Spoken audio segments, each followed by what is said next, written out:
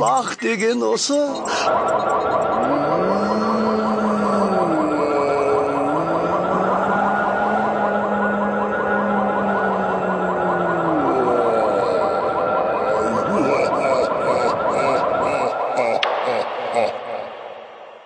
О, сорлы, ажал күнің де жетті.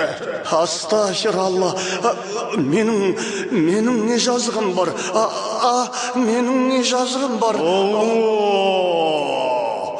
Осыдан 1000 жыл бұрын сұм арбаушы мені осы құмыраның ішіне қамап қойған еді.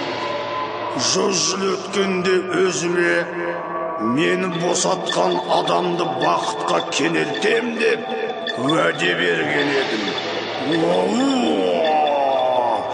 Бірақ мені